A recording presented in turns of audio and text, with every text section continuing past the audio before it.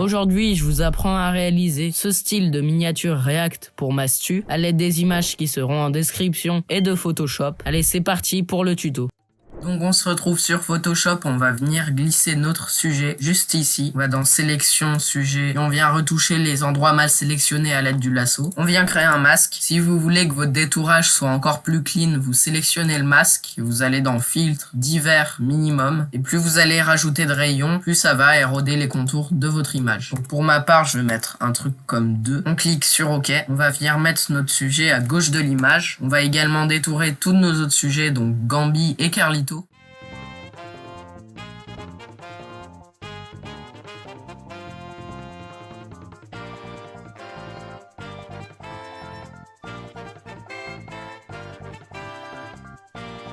Ensuite, on va venir placer notre fond qui est du coup une image du studio de Mastu. Ce qu'on va faire pour l'instant, c'est verrouiller le calque de fond. Comme ça, on pourra pas le bouger accidentellement. Donc, on clique sur la petite icône de cadenas juste ici. On va venir raviver les couleurs de nos sujets. Donc, pour ça, on va aller dans filtre, caméra raw. On vient dérouler les réglages de base. On vient mettre 2 de température, plus 0,45 d'exposition, plus 7 de contraste, moins 15 sur les tons clairs, 18 sur les tons foncés. On va mettre les blancs à 35, les noirs à 7, les textures à 19, la clarté à 3, la correction du voile à moins 2 et la saturation à moins 15. Ensuite, on va venir dérouler le menu des détails. Dans celui-ci, on va mettre 25 de netteté et 14 de réduction de bruit. On file dans le mélangeur de couleurs. On va mettre les oranges à moins 18, les jaunes à moins 14. On peut cliquer sur OK. Et donc là, c'est avant le filtre caméra raw et là, c'est après. On va venir faire la même chose en adaptant un peu les dosages sur nos 2 autres sujets. C'est parti, timelapse.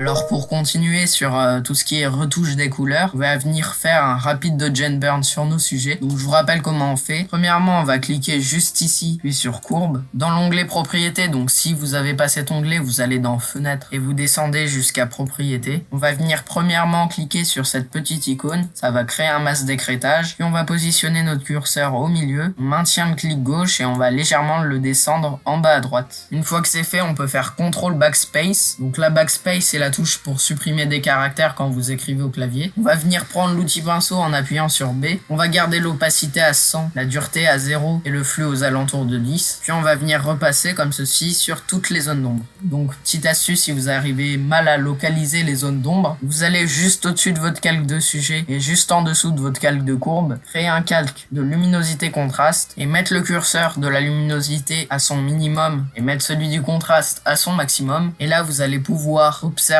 qu'il y a certaines zones qui sont donc les zones de lumière qui se détachent des zones d'ombre. Donc on retourne sur notre calque de courbe, on prend le pinceau en blanc avec les paramètres que je vous ai dit tout à l'heure et on va venir peindre sur les zones en noir.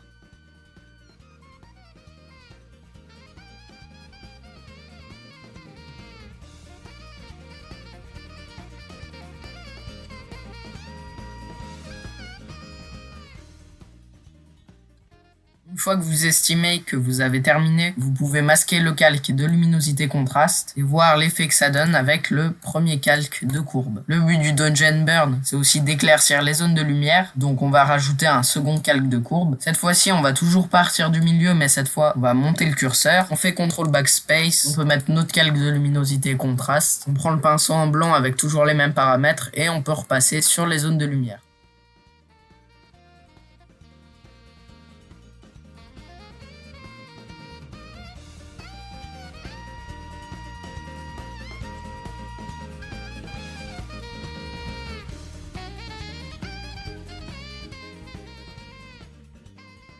Personnellement, pour faire les cheveux, j'utilise un brush qui s'appelle Hair Close Intense. Je l'ai téléchargé suite à avoir regardé un tuto d'un YouTuber. Du coup, je vous mettrai sa vidéo dans la description si vous voulez télécharger le brush. C'est vraiment pas mal pour les gens qui ont les cheveux afro. Donc pour Carlito, ça va pas être tellement utile. Mais pour Gambi ou Mastu, ça peut être vraiment cool.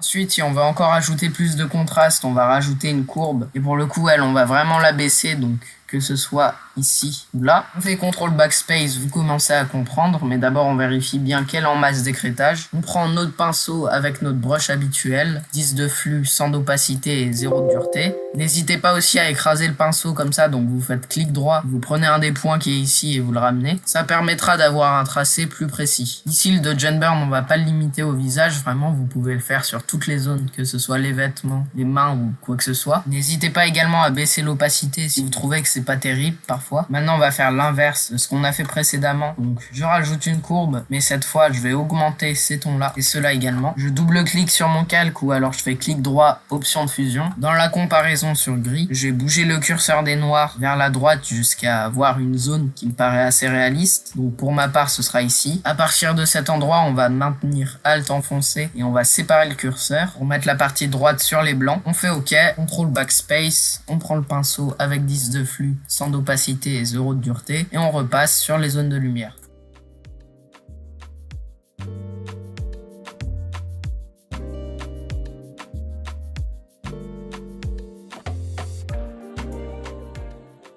Une fois que c'est bon, on peut venir ajuster l'opacité de chacun de nos calques de courbe qu'on a rajouté précédemment. Donc lui, je vais par exemple le baisser un petit peu. Et on peut faire un groupe en maintenant Shift et en cliquant sur le calque qui est tout en haut, puis CTRL G. Et celui-là, on va l'appeler Mastu, preuve d'originalité. Donc là, on va faire exactement le même procédé pour tous nos sujets jusqu'à la création du groupe.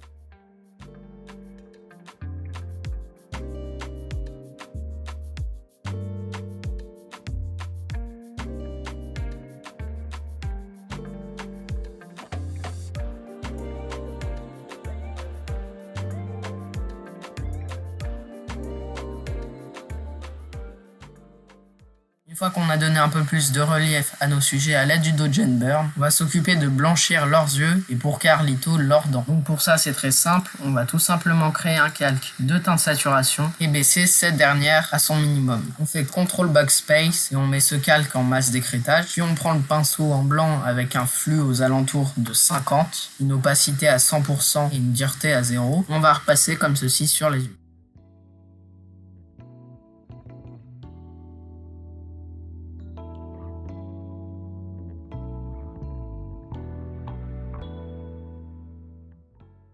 On peut recréer un groupe si on veut vraiment quelque chose d'homogène. On fait la même chose pour nos deux autres sujets, donc on crée un calque de teint de saturation, on baisse celle-ci au minimum, on fait CTRL backspace et on met en masse d'écrêtage. On prend le pinceau avec les mêmes paramètres que tout à l'heure et on a juste à repasser. On peut jouer avec l'opacité, on vient créer notre groupe et faire la même chose sur Bambi. On va s'occuper vite fait de l'espèce de contour qui borde Mastu. Donc pour ça, rien de plus simple, on se place tout en bas juste au-dessus du calque du studio. On prend l'outil plume et on le met en mode forme. On met le fond en blanc et le contour en transparent et on a juste à venir tracer comme ça en longeant la silhouette de Mastu. Ensuite on peut mettre ce calque juste en dessous du groupe de Mastu. Pour créer le texte, maintenant je vais me placer au-dessus de la miniature que j'avais fait auparavant pour avoir les bonnes dimensions. On crée un nouveau calque et on vient prendre l'outil rectangle en appuyant sur U. On va mettre le fond en rouge et le contour en transparent. On vient tracer comme ça, c'est pas grave si c'est pas très précis. Ensuite on vient créer un calque de texte et choisir la police Greta Rose. Je vous la mettrai dans la description évidemment. On écrit notre texte, donc mon ref. On le met en blanc et on vient un peu l'agrandir. On va venir créer un calque juste au-dessus de nos textes. On va prendre le pinceau en noir avec environ 20 d'opacité, 50 de flux et 0 de dureté. On met ce calque en masse d'écrêtage. On fait un premier clic à l'extrême gauche de notre rectangle. On maintient Shift et on en fait un second. Cette fois-ci à l'extrême droite de notre rectangle. Ça va créer cette petite bande noire qui va nous donner un effet plutôt sympa. À partir de là, on peut double-cliquer sur notre rectangle, aller dans biseautage et estampage et mettre ces paramètres là, donc style biseau interne, technique lisse, profondeur 200, direction haut, taille 2,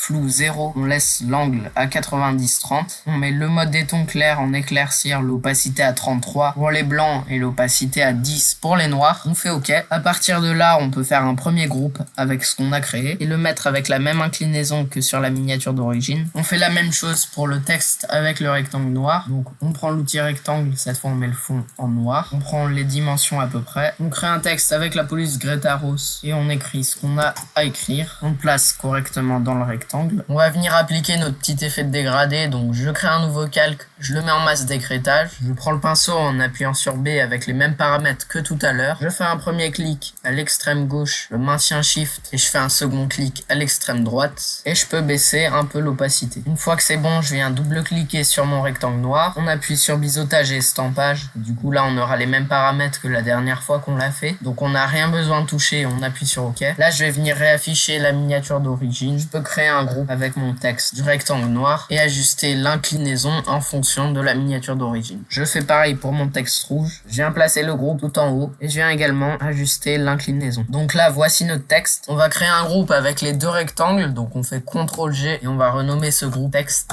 On vient le mettre dans le document de notre miniature et réajuster un peu sa taille si besoin. Maintenant on va s'attaquer à tout ce qui est arrière-plan, donc premièrement on va déverrouiller notre calque de studio, on va aller dans filtre, caméra raw, on va se rendre directement dans les effets pour venir ajouter 65 de grains, on clique sur OK, on va cliquer ici puis sur exposition et on va mettre cette dernière à moins 0,68. Maintenant on va rajouter l'asset de la goutte de transpiration, donc l'image sera en description, on la glisse et on peut s'occuper de la fondre avec un masque de fusion, donc on clique ici, on prend le pinceau en noir, les paramètres ont pas trop d'importance et on vient fondre comme ça la base de l'asset. Pour faire les lumières d'arrière-plan, on va commencer par créer un calque tout en haut, choper l'outil plume et le mettre en forme avec la couleur noire. On va venir faire un premier point ici et un second là. On vient fermer notre forme et glisser ce calque juste au-dessus du calque d'exposition. On met l'opacité aux alentours de 20. On va créer un nouveau calque. On va aller chercher l'outil dégradé. On double-clique dessus. À gauche, on va mettre un bleu assez foncé, donc le code exact c'est 4x0 FF. À droite, par contre, on va mettre un bleu très clair. On fait OK. On part du C de notre texte et on vient aller chercher tout en haut. On peut créer un masque sur ce calque et faire CTRL-I pour l'inverser. On prend le pinceau en blanc avec environ 50 d'opacité, 50 de flux et 0 de dureté et on vient tracer comme ceci. On vient mettre ce calque en densité linéaire ajout et si jamais la couleur nous convient pas, on peut venir juste ici créer un calque de teinte saturation et venir modifier la teinte à l'aide du curseur. Ce que vous pouvez faire aussi, c'est créer un calque de couleur unique en blanc, de l'inverser et de venir tracer des lumières blanches. On peut aussi faire la même chose avec un calque en noir. Ça va venir donner un peu de profondeur à notre miniature. Donc là, je vous montre, c'est sans les ombres. Et là, c'est avec. On va dans les options de fusion de notre groupe de texte. On descend pour cocher la case ombre portée. On met l'opacité à 50, l'angle à 139, la distance à 41 et la taille à 43. On clique sur OK. Maintenant, si on veut rajouter une touche de réalisme, on va venir faire des highlights sur nos sujets, donc Gambi et Carlito. Mastu, ça va pas être la peine. Donc pour ça, on va créer un calque de courbe de transfert de dégradé. On vient chercher un dégradé qui nous convient. Donc là, pour le coup, je vais prendre celui-ci. On clique sur OK, on fait CTRL backspace. On écrète ce calque. On prend le pinceau en blanc comme d'habitude. Et si vous avez une tablette graphique, c'est le moment de l'utiliser parce qu'on va venir tracer sur les contours de nos sujets. On vient placer ce calque en mode densité linéaire ajout. On vient faire la même chose sur Carlito.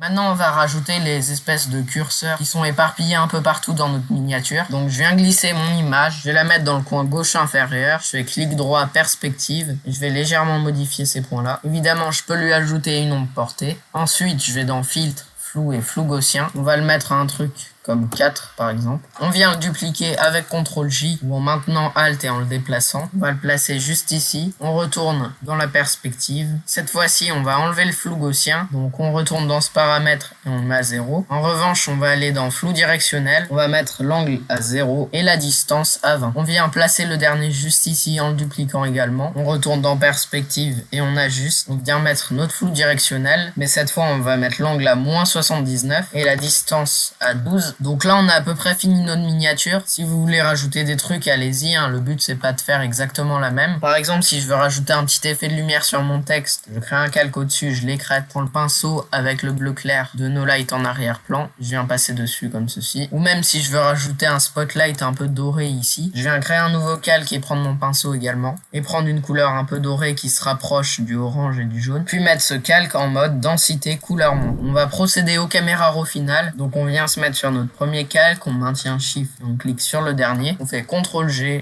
on duplique ce groupe avec CTRL J, on aplatit le duplicata avec CTRL E, on prend l'outil de sélection rectangle histoire de rogner la miniature, on sélectionne tout, on fait CTRL J, on convertit en objet dynamique la duplication et on supprime le calque d'en bas. On peut masquer notre groupe également. On va appuyer sur majuscule, CTRL et A pour ouvrir le filtre caméra raw. On déroule les réglages de base. Dans ces derniers, on va pas trop toucher à la température. Je vous laisse prendre mes paramètres qui sont juste ici, mais sinon vous faites comme vous voulez. Donc moi j'ai mis plus 0,20 d'exposition, 6 de contraste, 18 pour les tons clairs et 7 pour les tons foncés, les blancs à 4, les noirs à -7, les textures à 15, la clarté à 4, la correction du voile à 17 et la saturation également à 4. On file dans les détails pour mettre 6 de netteté et 14 de réduction de bruit. Dans le mélangeur de couleurs, on va mettre les rouges à plus 12, les oranges à -4, les jaunes à -5, on touche pas au vert, les turquoises à 6, les bleus à 4, on va dans les effets, on va mettre -8 de vignettage et pour finir 5 de grain. On peut cliquer sur OK et admirer le résultat. Donc j'espère que ce tutoriel vous aura aidé. Si c'est le cas, n'hésitez pas à vous abonner. Merci à tous ceux qui le feront. Je vous dis à plus pour une prochaine vidéo. C'était TV Sissou.